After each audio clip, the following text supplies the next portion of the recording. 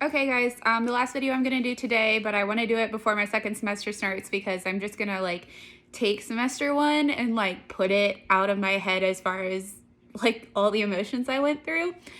So my name is Sydney, I'm an CRNA, and this video is just what semester one of CRNA school looks like, especially for a front-loaded program.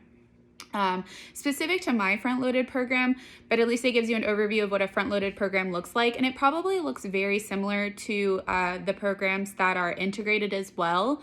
And what's the difference between those? So a front-loaded program is going to do most of your didactic before they ever put you into clinical. So I'm going to start clinical in July of this year, and I started school in August of last year. So I had 1 full year of straight didactic, and then I'll get into clinical. The integrated programs had probably pretty much didactic their first semester, and they had to have sim probably their first semester, and then they start clinical their second semester most of the time. So they are starting clinical in the first year of CRNA school. I did research specifically that I wanted a front-loaded program, so that just really worked out for me. So anyway, what did my first semester of CRNA school look like? I had chemistry and physics, it was one class, and then I had physiology, and then I had pharmacology. Physiology is leading into pathology for semester 2, and pharmacology 1 does have a pharmacology 2 part, but anesthesia is a lot of pharmacology, so it's probably just going to keep happening. But I wanted to let you know what my first semester looked like as far as classes, and then technically I was supposed to have 2 D&P classes. So that's 5 classes. You're not going to have time for activities. You're going to be studying a lot. But the 2 other classes were D&P classes. One was leadership based and one was research based. I had talked before about how I actually did a class that counted for the research based one. So I didn't have to do it. It was already on my Duke Hub grade book or whatever, that I had completed it from an alternative program, which was really nice. So if you have any opportunity to go ahead and get some of these classes done, the class that I had done was not at Duke, and it still counted for Duke. So that means I had 4 classes instead of 5, and I could focus on chemistry and physics and pharmacology.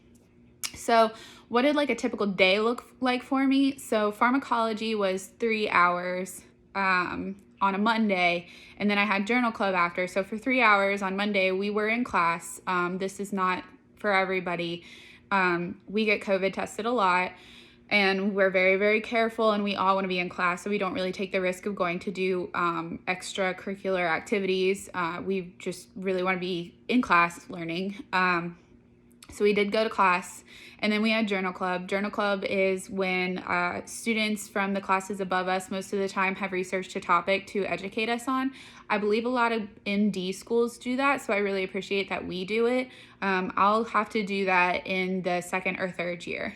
So I'm not currently doing it, I'm just there participating and learning about it. On Tuesdays, we had physiology, from 9 a.m. to 3 p.m., sometimes more. And we did get an hour break, and then we took breaks as needed. But physiology was a beast. And then on Wednesday, I had chemistry and physics. And then Thursday and Friday, I had, what I would have been doing was both of my D&P classes, but I only had 1 D&P class, so I kind of it wasn't hard to keep up with for me, but 2 D&P classes, especially a research class, was probably a little harder for people to keep up with. So I did have some papers for the leadership class. There were some papers for the research class, but it just wasn't as in-depth as my other classes. Now, how did pharm and phys and chem look? So for physiology, we did what's called deep learning, and Where I Go does a lot of this, and I'm gonna start doing it in this semester as well. And what that means is I have pre-lectures that I need to listen to, and it could be a few hours of pre-lectures, but the reason is because I have this comprehension of the information on a surface level, and then when we get with the professor, we get to go to deeper into the level of learning. So I have a good understanding of the concept. Comprehending the information and comprehending the concept are like completely different. And you have to comprehend the concept because in CRNA school, it all builds upon each other. So everything that I learned in the previous semester is going to flow over into next semester. And if I didn't do a good job on the first semester, it's going to show in the next semester. So for physiology, we learned all of the systems.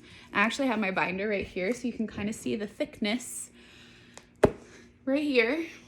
I started to do paper clips and decided I didn't like paper clips, obviously, but it's divided into 15 weeks. And all of this I went through before class even started. And I tried to understand it before class even started.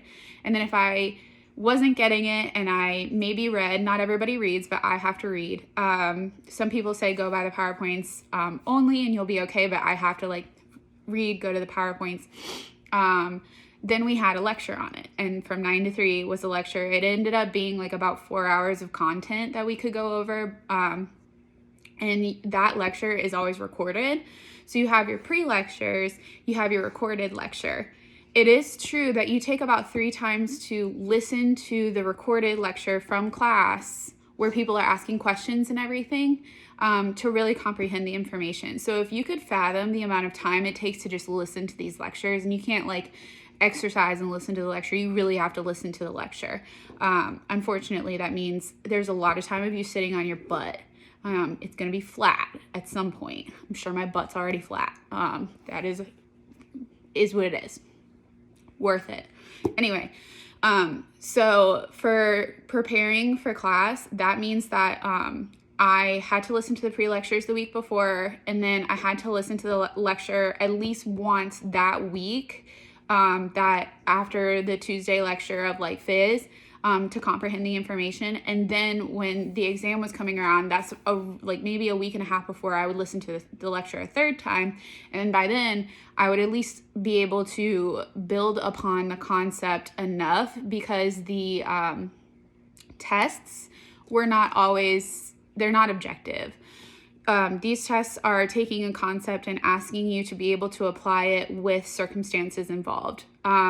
And our final exams where I go are not only written final exams, but then you'll have oral exams, because doing an interview, and that's kind of like practice for an oral exam. Then where I go, and this isn't every school, every semester you'll have an oral exam at the end of the semester. So that helps you get better and better at being able to like spit out this information and not have a heart rate of 140, which is exactly what happened to me the first semester. So I kind of just went over phys. That's what phys sounds like. There were no pre-lectures for chem, but you were going to listen to the lecture again for chem as well, to understand the information, maybe once or twice. It wasn't as bad as phys. Phys was definitely my heaviest class. And then I would actually use flashcards for phys, chem phys. And what else did I do? Sometimes there was like nothing to read. It was like really just study groups are huge. There are people who like hop from study group to study group, because again, we're all friends and we can do that. Maybe one study group will always meet on Thursday and one study group will always meet on Saturday. The study group I usually go to always meets on Saturday. So I made sure to understand all the information, and we decided, okay, like what was the hardest information for this week? Let's go over that information together. And being able to talk that out was really good, because we could hear the rabbit holes that other people would go down and decide, oh, that's not right because.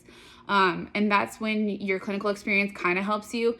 But it's really like, you're preparing to help your friends too. If you don't do a good job with like comprehension and understanding of this information, you're hurting yourself, you're hurting your peers. Nobody's going to want to study with you. So that is what deep learning looks like. And it's hard, but I'm very grateful for it, because I can understand the concept enough for when patho comes around for this semester, I'll be able to build upon it with my phys. And same with chem. So the cool thing about chem in this program, and I think this is pretty not program specific, it's very general. Chem phys has helped so much with comprehending physiology and pharmacology. Really, chem and phys is a very supplemental class that helps you understand the concepts of physiology and pharmacology. everyone tells you how much math is in anesthesia, but I didn't really understand or believe it until school. So this is my chem binder from last semester. Probably looks a lot like the size of like undergrad nursing. But we learned the laws of anesthesia, which are pretty much all math based, and they're integrated everywhere. They're going to be on your CRNA board exam. They're everywhere. They're going to be the rest of your life, I think. And then there's just a baloney ton of equations. So that's another thing that chem really helped with. It really helped us get our equations down for like, we did some local anesthetic equations for like mepivacaine, bupivacaine, and lidocaine. We did just a lot of like basic groundwork brick information in chem and physics. So as much as I literally despise chem and physics, it was very helpful. Whatever. So this is Pharm, only semester 1. I liked the way that he had structured it this time, and just specific to my program. Everyone kind of like screws around with the first semester or even the second semester of Pharm just to kind of understand like what's the best way to teach these people all these drugs, because there's a ton of drugs. Nobody likes to like learn these non-conceptual things, especially people like us. This was a lot of flashcards. I have a drug chart. I highly recommend you do a drug chart because you're going to have to start doing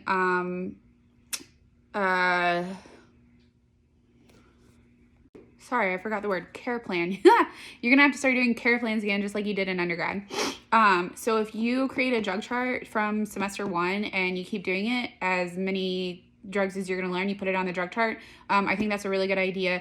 I think it's going to really like minimize the amount of time that you have to look at all or find all of these drugs.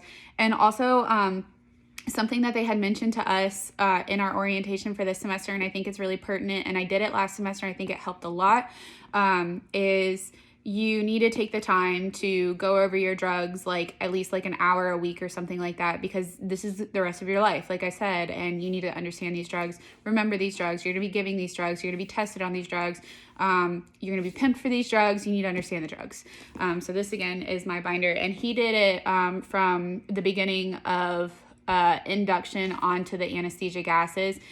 So we, at the very end of the semester, were able to go through an induction sequence with some like alternative stuff that he would throw in there, like maybe a high potassium, maybe a certain type of surgery, but that was very like rudimentary for anesthesia, and I really like the way it was structured. So again, that was my first semester, which means if I was listening to lectures over and over again, if I was studying via having to read, I probably put in at least 8 hours a day of studying on top of class, sometimes 10, sometimes 12.